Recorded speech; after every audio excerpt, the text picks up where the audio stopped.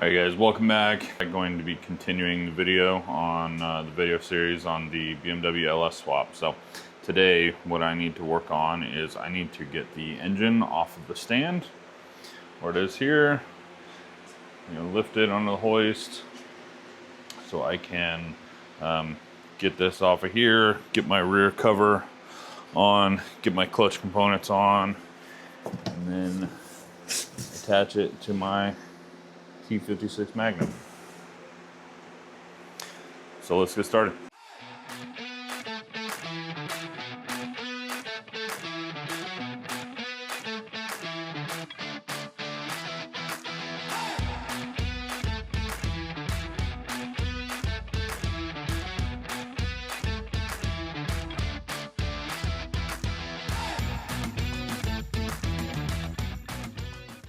Got the engine off a stand.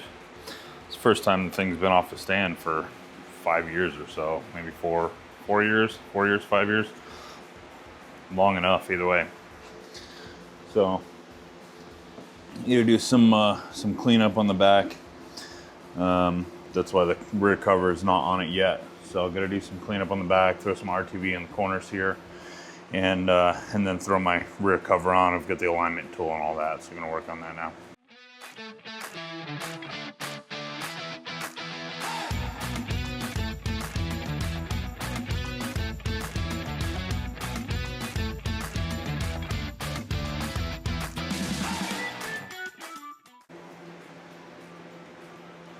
Threw a little Toyota form in place gasket down there.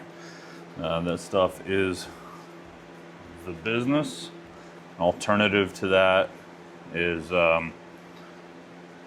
Permatex. The right stuff is really quite good stuff. So then I'm going to take my Permatex form gasket, just put it down here on the bottom so that when this surface touches this surface, it seals well.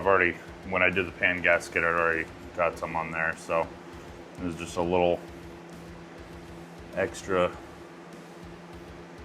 coverage here. Got these are from Sac City Corvette.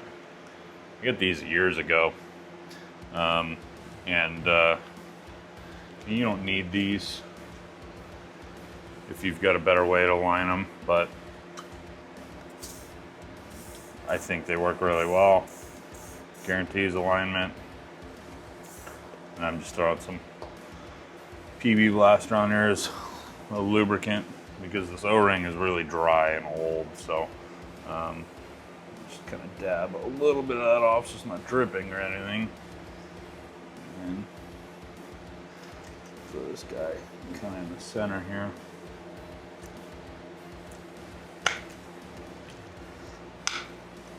So that slips really tightly into that cover.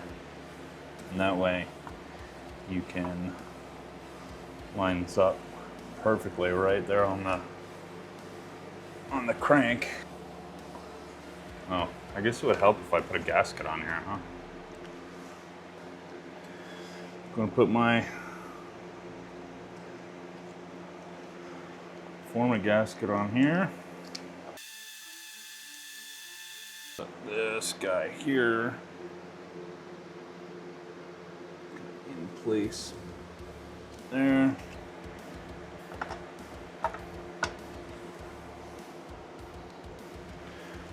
Let's throw a couple of these guys in here.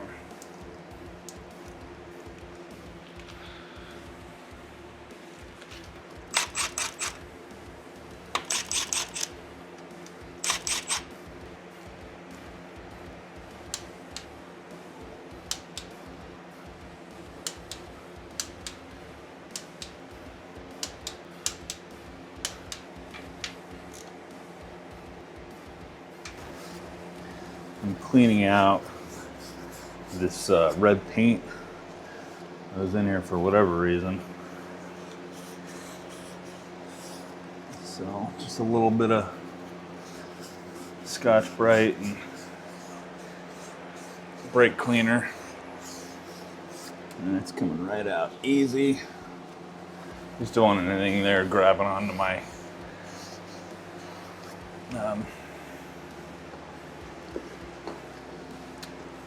pilot bearing.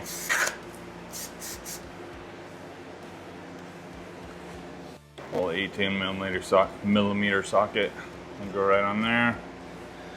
So kind of get that guy seated as best I can here.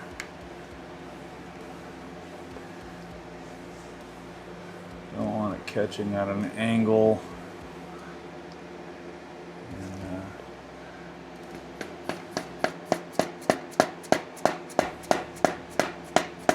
Give it a little more power here. There we go. She's flush in there.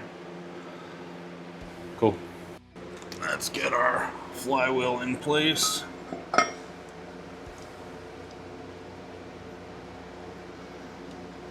we go. Get it seated right there. And I don't have any red thread lock, but I do have this Permatex orange, and I've used this stuff on all types of stuff, so I'll just be generous with it, and well, kind of generous, and they should be all right. So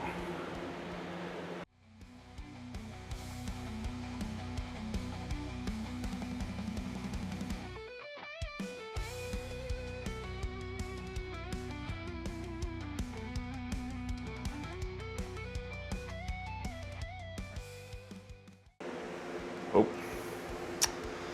I guess I need to freeze this guy up here real quick. Let me show you a lazy way of getting this done here. So, put this guy in here. Just some random bolts from my bolt pile. But this method works.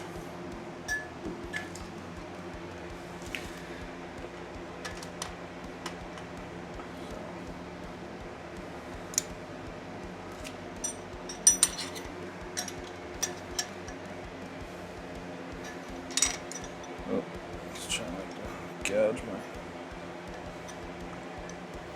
There we go. And now that will hold that from turning so I can torque everything spec.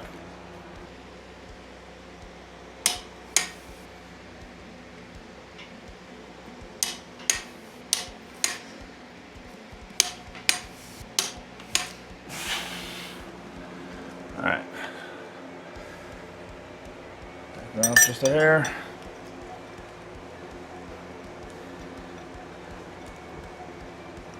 And you can pull these guys out. Super simple, doesn't damage anything. It's a good good holder for the flywheel.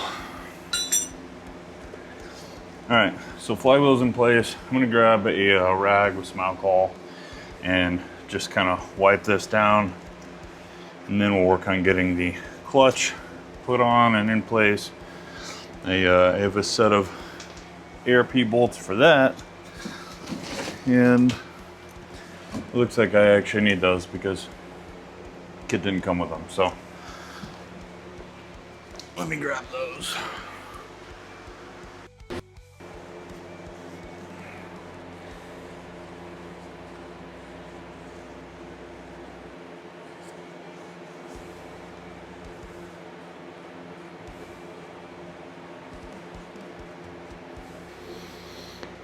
All right.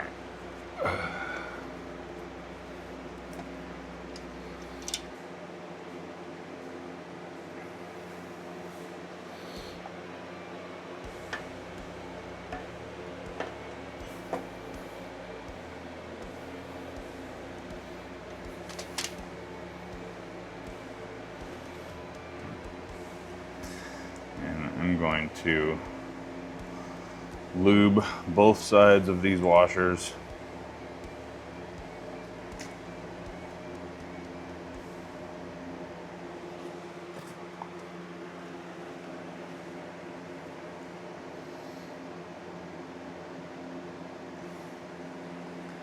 So, with lube, both sides of these, and ARP wants 50 foot-pounds on these.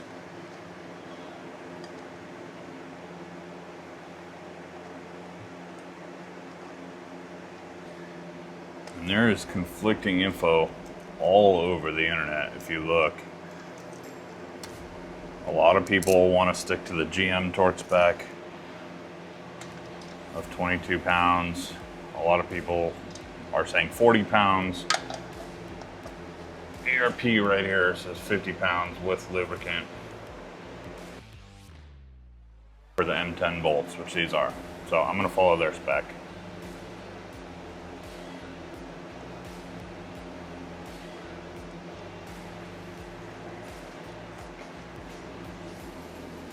You can do whatever you want.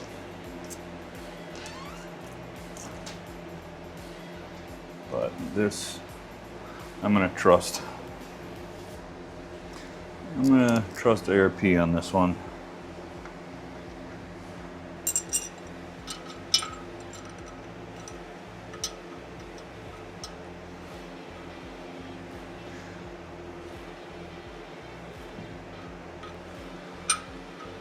There you go, same deal.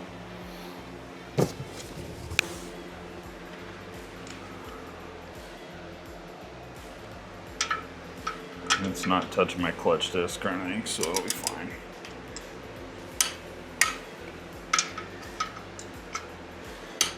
Probably add torque on all these anyway.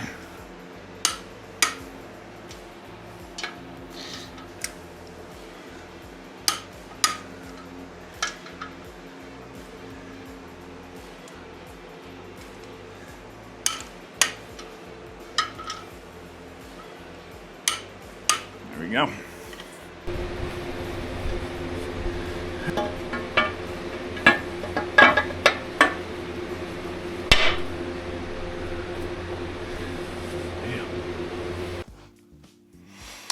All right, so a little update here. I ended up pulling the clutch back off here because I kind of forgot that I had ordered the TIC bell housing alignment plate. And it's my first time dealing with T56, so it just kind of was out of my mind. So anyway, pulled it all apart, went and I actually had to go grab one of these to get this set up. And the alignment plate basically allows you to center the bell housing. And I guess the T56 can be picky about exactly where it is. I mean, I would imagine most transmissions are, but there's things you can do about it by swapping out the dowel pins. So I am not going to make a video explaining this in detail. I'm going to link below for the video that I found from Holley, which explains this process really, really well, very simply, and probably better than anybody could. Super simple setup, and allows you to get this thing dead center and right where it needs to be and within spec. So, but just to give you kind of a rundown of what's going on here, you'll see I've got kind of markings in 4 different areas here.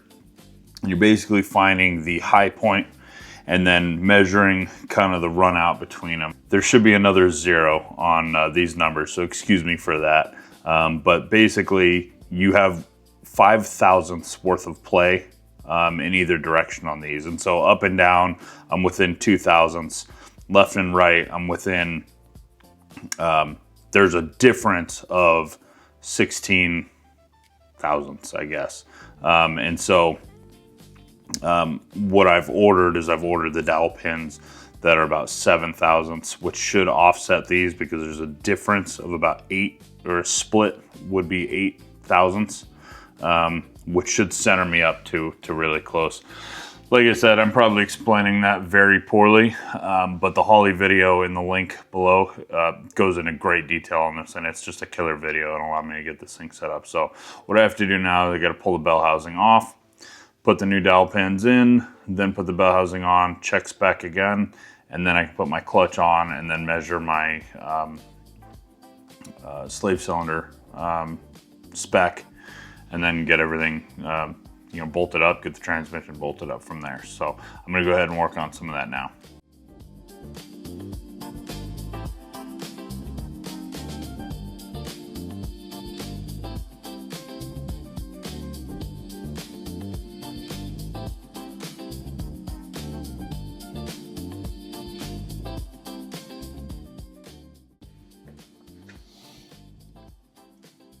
As the old ones. These are the new ones.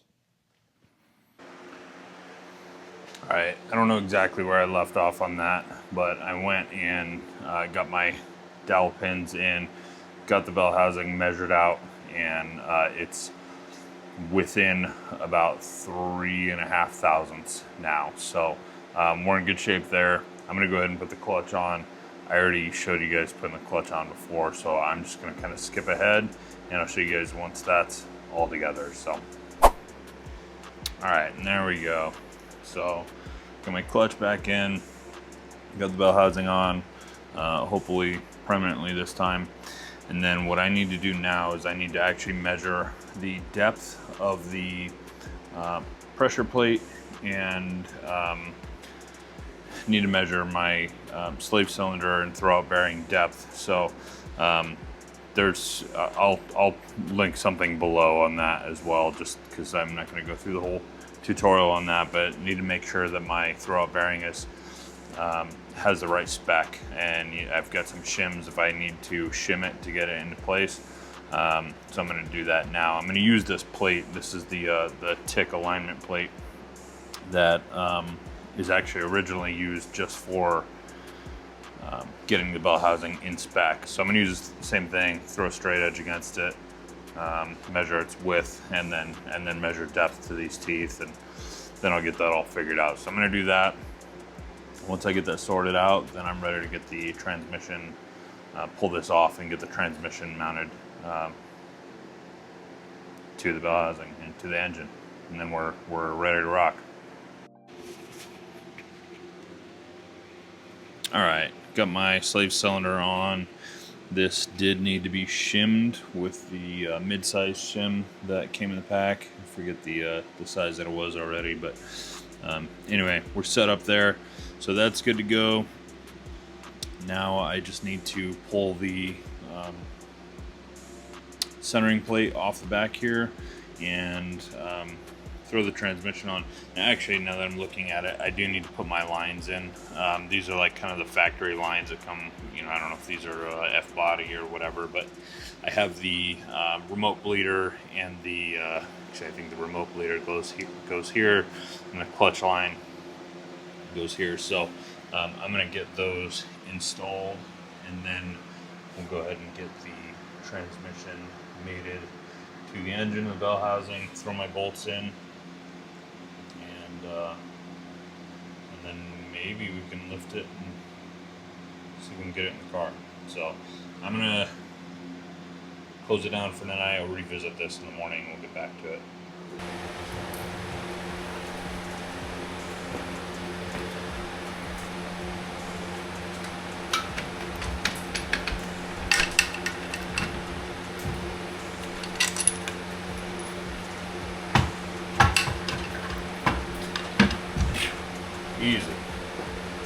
Easy.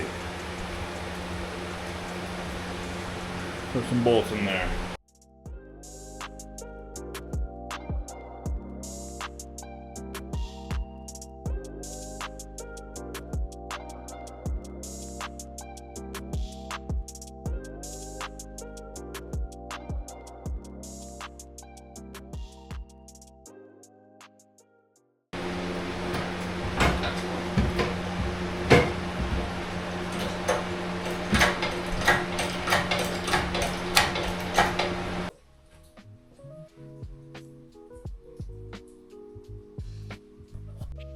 All right, let's get this thing in the engine bay.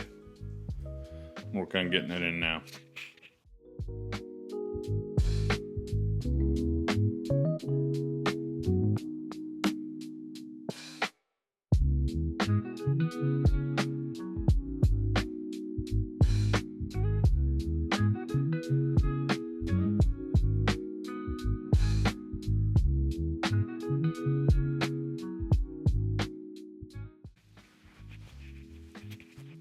Okay, so I've tried to shimmy this thing back and forth a few times, and I did find that I tried to attach the header and slide it in, and I was hitting the the spot where I cut out. So I shaved a little more off of that and then actually hammered it in because I don't see the harm in having a little extra space there.